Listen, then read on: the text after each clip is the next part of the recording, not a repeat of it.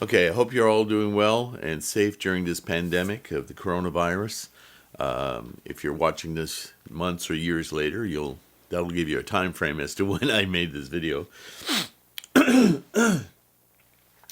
All of us have been dealing with health issues, and please stay safe out there.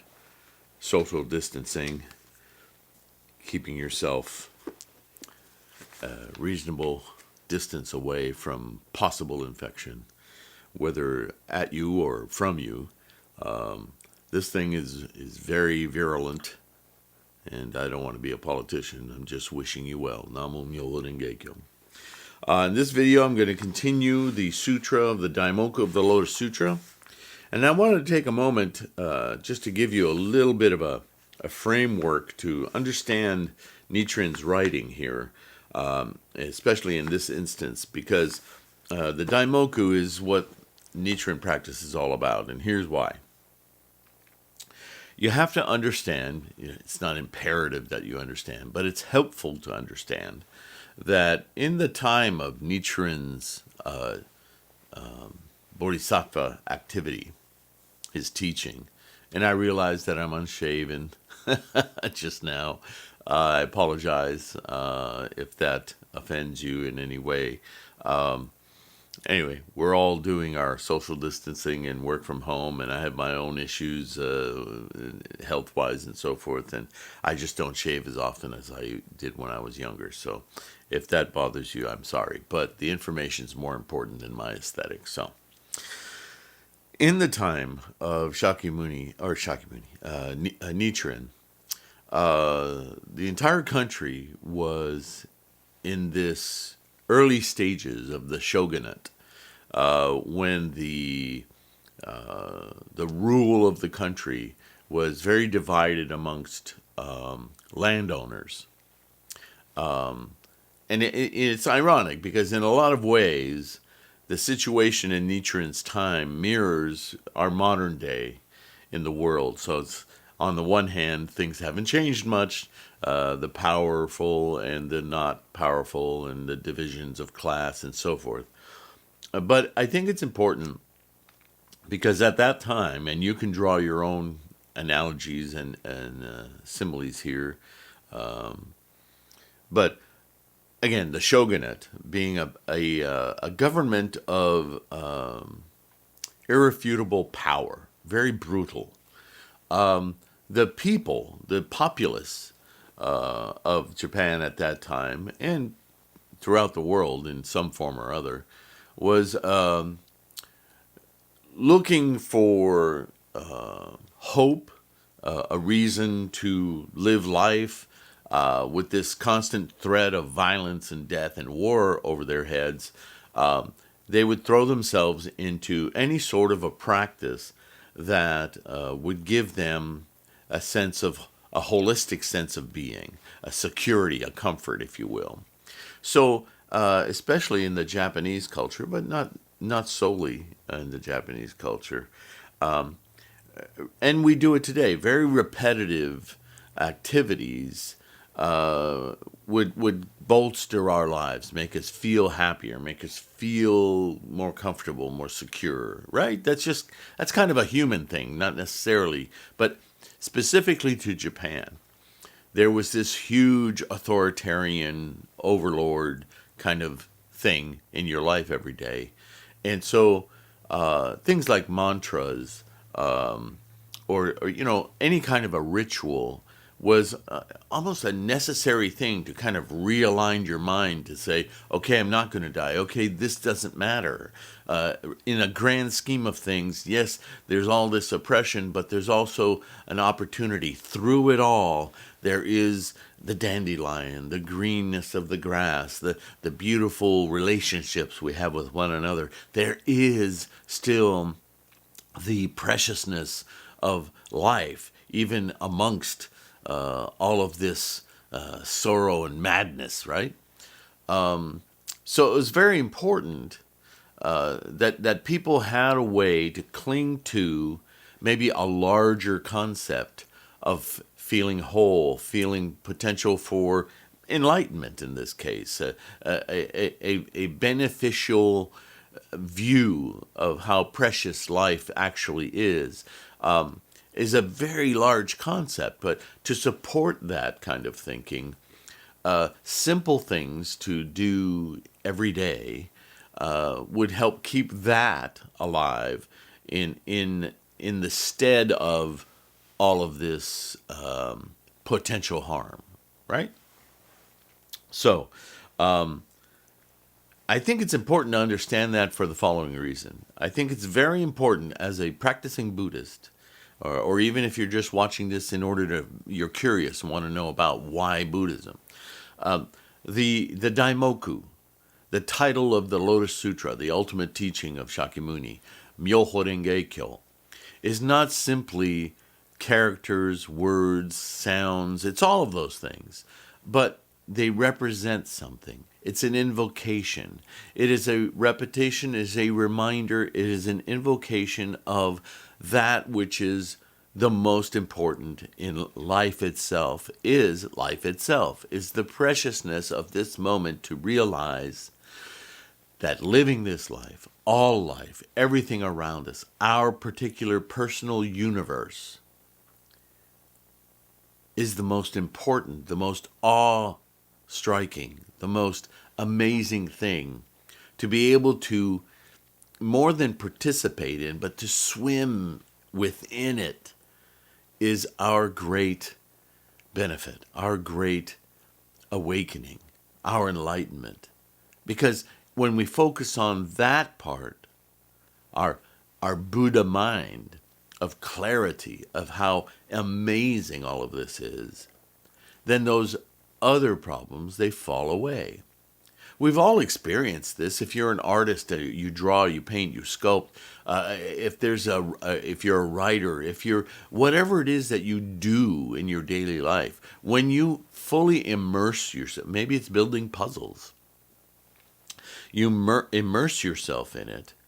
The trivial problems that surround you just fall away, don't they? So, if your focus, if your immersion in something is not just a puzzle or just a painting or just a story, well then, what do we use as our greatest model to immerse ourselves in? Nichiren says it's the Buddha mind. Immerse yourself in your highest form of awakening, alertness, clarity. That is what life is for, to be in it fully, 100%. This is the teaching of Buddhism. And by immersing yourself more and more into it, you remain more and more in it, so that as you travel through your daily mundane human life, the problems that want to arise and steal your attention away from the immensity and the beauty of life itself have less power. They have less dominion over you. You can glide through life more happily because you're less affected. They influence you less. And this has a trickle-down effect, to use a modern parlance, because as you behave more and more in that way, negative elements that want to befriend you or come into your life are less likely to have an open door. They're more repelled. And for good reason, because your mind won't entertain that guest, and therefore you will not be influenced by it. See, this is a daily life practice, right? How do we do it? How do we remain secure and happy in our lives? How do we discover our maximum potential? Well, simply, Buddhism says, by not allowing those influences that would take us away from it. That takes a tremendous degree of strength, inner strength, right? So I don't want to be a pundit, a pundit here, but this is the reason for the Daimoku. The Daimoku is a encapsulated method that, yes, you should study all of Buddhism, as Shakyamuni says. Nichiren repeats it, so does Jindai, and so on and so forth. You should study all of Buddhism broadly. But you can't do that in a minute. You can't do that in a day. It's even hard to accomplish all of that scholarship in a lifetime. We have other things to do, right? However, if you can picture all of that study coalesced into the characters of Myo, Ho, Ren, Ge, and Kyo, if you can grasp that idea that Myo is not simply the word Myo, and it's not simply a transliteration that you can read a paragraph and go, I know what Myo means. Because even if you do that, you will find that the requisite of understanding that paragraph is more study. So the study equals the character, and the character equals the experience of the study. So this is why sometimes you hear that if all you do is chant the Daimoku without understanding Buddhism fully, you will gain the benefit. It is because every cell in your body knows this truth.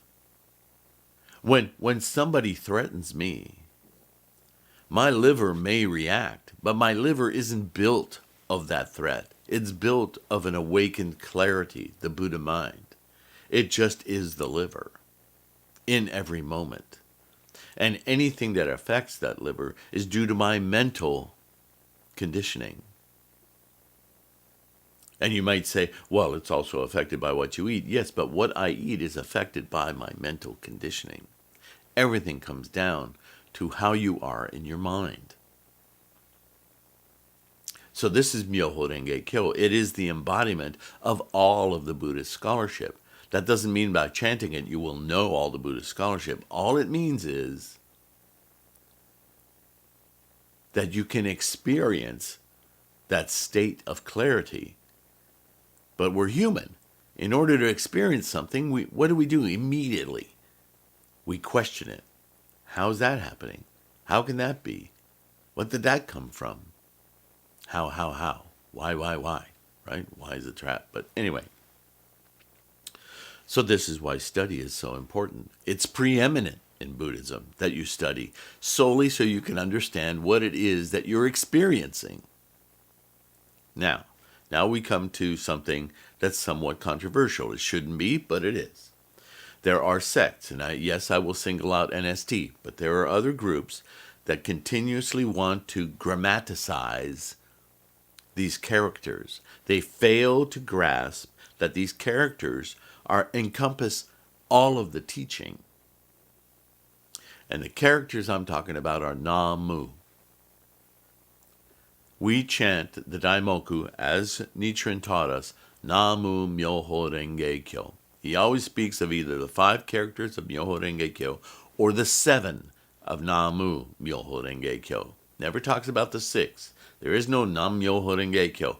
That is a grammatization that was done by a sect to take authoritarian control of their flock, if you will, their followers, so that they could distinguish themselves as uniquely different and therefore superior.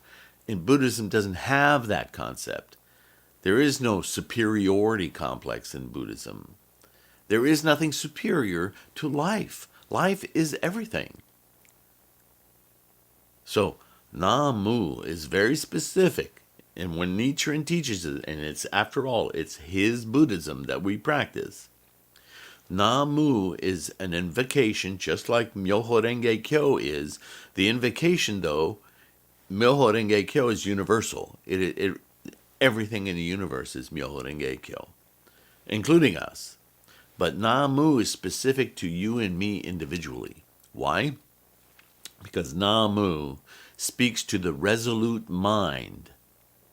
The resolute mind cannot exist without the individual human. And this is the basis of all Buddhism. That Buddhism is something we practice in this life, right here and now. It doesn't exist outside of this life. There is no great Buddha land in the outer universe that we all go to or come from. No. Buddhism exists in your mind, in my mind. It is an attitude. It is an awakening. It is a clarity of the preciousness of life. And in order to experience it, we need to dedicate our minds to resolve our understanding of the universe, our universe, your universe, to this clarity. And the characters that represent that selfhood that is an illusion, committing, resolving to this clarity, this awakening, are the two characters of Namu. And what do we take this personhood, this awareness, this individuation as human mind, and resolve it, dedicate it, determine ourselves toward Myoho Renge Kyo, the entirety of Buddhism. Namu Myoho Renge Kyo. It's critical. This is Nichiren's Buddhism. To say it differently is to misunderstand all of Buddhism. So that's what I'll say on this. And now, before my time is up, I'm going to read a little further. Let me move the mic. Sorry about that. I know that's making noise. Sorry. Okay. And let's get a little further into what inspired my rant, the Daimoku of the Lotus Sutra. We got to the Avicii Hell last time. Lovely. Thus, as we have seen, even those who lack understanding, so long as they chant Namu Myoho Renge Kyo, can avoid the evil paths. Evil paths being, right, the lower worlds. Hunger, avarice, competitiveness, hell, the pettiness of human life. This is like the lotus flowers, which turn as the sun does, though the lotus has no mind to direct it. Or like the plantain that grows with the rumbling of thunder, though this plant has no ears to hear it. Now we are like the lotus or the plantain, and the Daimoku of the Lotus Sutra is like the sun or the thunder. So this is a very poetic way of saying exactly what I was just describing. I hope you see that. If I missed that somehow, there's the comment section. Please let me know, because I want to do this well for both of us. People say that if you tie a piece of living rhinoceros horn to your body and enter the water will not come within 5 feet of you. Obviously, this is a local folklore, right? But the point is there. The meaning is there. Again, when we chant, we invoke a mental clarity. So this is what he's saying. If you're a peasant and you don't understand these high and mighty discourses, here's something that you know from your childhood. You tie a rhinoceros horn to you, you don't drown. In other words, if you invoke something with certain strengths, powers, if you will, it affects your life directly. So this is why he's using these analogies.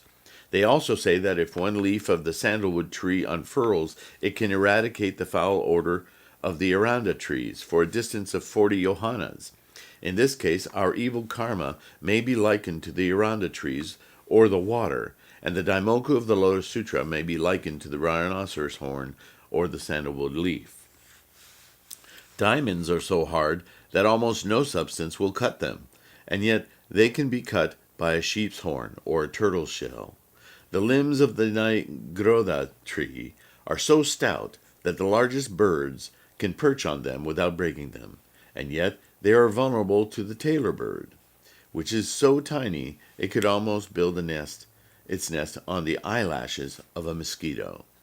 Here, our evil karma is analogous to the diamond or the Naroda tree, and the Daimoku of the Lotus Sutra to the sheep's horn or tailor bird. Amber draws dust, and a magnet attracts iron particles. Here, our evil karma is like the dust or iron, and the Daimoku of the Lotus Sutra is like the amber of the magnet. If we consider these analogies, we can see why we should always chant Namo Myoho Renge Kyo. So what he's trying to say here, obviously, is that our mundane human mind, those negative influences, no matter what they are for our specific energy, karma, is always there because we're in samsara. We are human. There's no denying that we're human. And part of being human is having all these potentially negative things. And so they surround us all the time. We're swimming in this, right? And Namo Myoho Renge Kyo is like a great cleansing thing. It pushes these things away. I used to use an example, and maybe you can do this at home. It's a lot of fun. Take a bowl, like a cereal bowl, and fill it 2/3 of the way with water. And then sprinkle some ground pepper on the surface, and it'll float all over the surface. And then take one finger, pinky, whatever, however you want to do this, and put some dish soap on the tip of your finger. Not to drip it, just enough to wet the end of your finger. And then plunge the tip of your finger, just the very tip, into the middle of the water in the bowl. And you'll see the pepper scatter to the edges. I love that demonstration. And you could do it for yourself because it's fun. It's like the Daimoku entering the water we're swimming in life. And all of the little black pepper flakes are like he calls it evil karma, but it's just the negative energies around us. And you'll see them, poof, just run away. The Daimoku is like this. Okay? So, the first volume of the Lotus Sutra states, throughout incalculable, innumerable kalpas, it is rare that one may hear this law, end quote. And the fifth volume says, quote, as for this Lotus Sutra, throughout immeasurable numbers of lands, one cannot even hear its name, Myoho Renge Kyo, end quote. Thus, it is an extremely rare thing to hear the name of the Lotus Sutra, though the Buddhas, Sushanta, and many treasures made their appearance in the world, they did not utter so much as the name of the Lotus Sutra. And though the thus come one Shakyamuni made his advent expressly for the purpose of preaching the Lotus Sutra, he kept the name of that sutra a secret and never referred to it for a period of 42 years. It was only when he reached the age of 72 that he first began to intone Myoho Renge Kyo, the Daimoku of the Sutra. However, the people of faraway countries such as China and Japan were unable to hear it at that time. It was over 1,000 years before China heard so much as the name of the sutra, and another 350 or more years before it was heard in Japan. Thus, encountering this sutra is as rare as the blossoming of the Udambara flower, which occurs but once in 3,000 years, or the one-eyed turtle finding a floating piece of sandalwood, which happens only once in innumerable boundless kalpas. And that's a whole story in itself, the sandalwood log and the floating sandalwood log and the turtle. You can look that up on your own. So I'm going to pause here, so I've talked plenty, and we'll return to this sutra.